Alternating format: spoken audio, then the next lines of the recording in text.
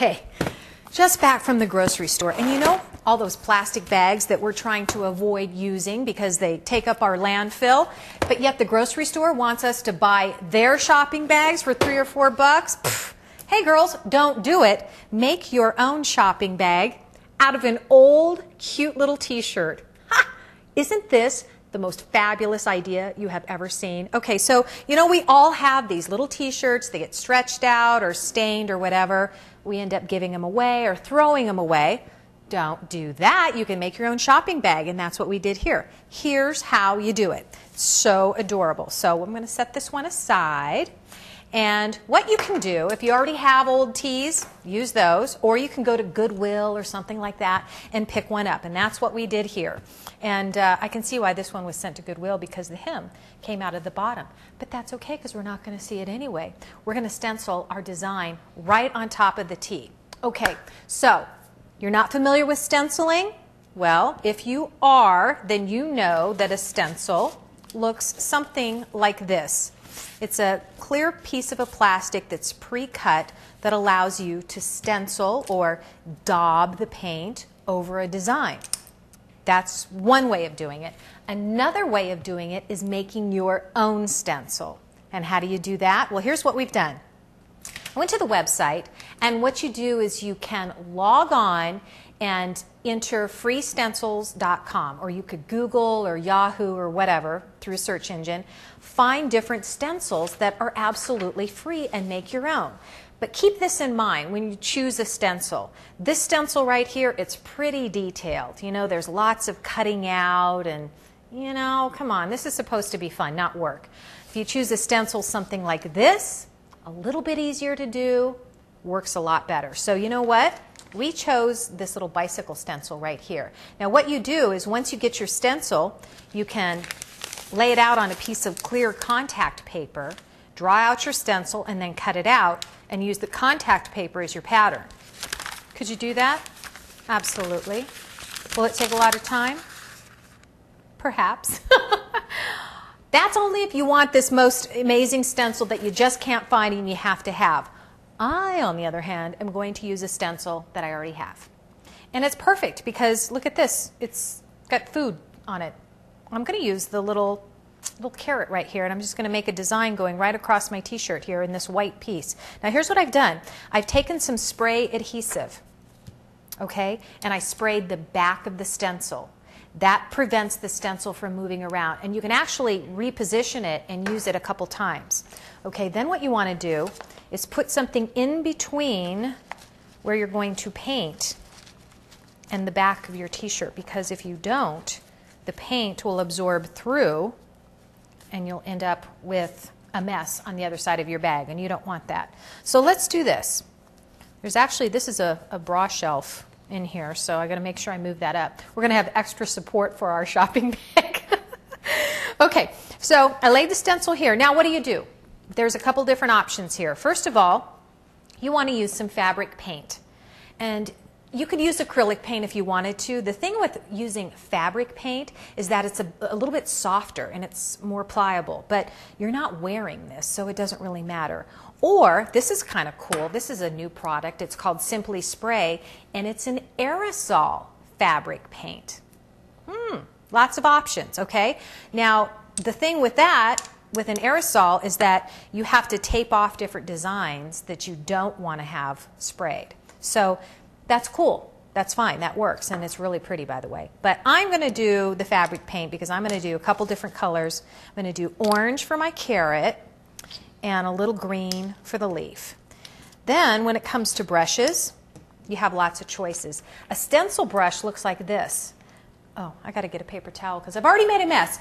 I am the worst. You know, I walk by a wall that says wet paint and I end up with paint on me. I don't know how that is.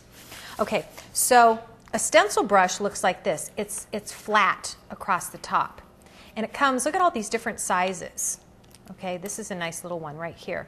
But the stencil brush is important because you want that flat bottom. Now, you could use a sponge brush, but unless you're really good at stenciling, I wouldn't do that, and I'm going to tell you why. Because it is a sponge and it soaks up all the paint like a sponge, because it is a sponge, and you end up with way too much paint on your brush, and it ends up oozing out underneath. I still have paint on me. How did I do that? It ends up oozing out underneath the stencil. You don't want to do that, okay? So I'm going to use these small little brushes, and the whole idea behind stenciling is almost a technique of like a dry brush. So use this here, and I'm not going to go right from the paint to my project. I'm going to kind of work it off over here a little bit, okay? And do like a dry brush technique. Say that 4 times fast. No, really, say it 4 times fast. Dry brush, dry brush, dry brush, dry brush. Okay. And I don't care if it's perfectly solid. As a matter of fact, I don't want it perfectly solid. And if you pounce, that will help you avoid getting paint underneath your stencil and ruining your design. Okay? Now I love my designer pal, Denise, who made her own stencil with the bicycle, and I love and adore her for that. But I'm just going to do a stencil that I already have. So you're going to do this. I am going to do this 3 times, all the way across the t-shirt.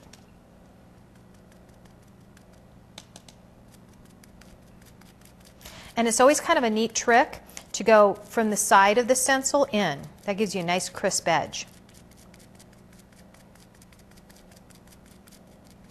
And you don't have to worry about this going through the other side, because remember, I protected it with paper. Okay, you ready for the big reveal? Voila! How cute is that? Okay, so let's do another one. I'm not even going to wait until it dries. That's how bold and wild and crazy I am. Okay? And we're going to do 3 of these across the front.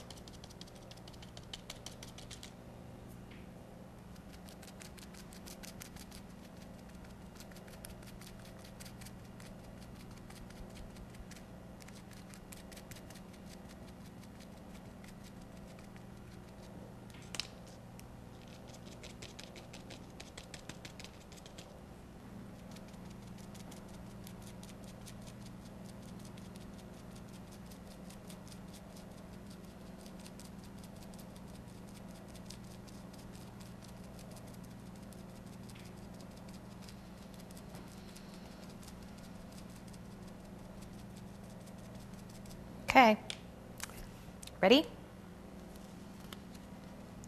Ha!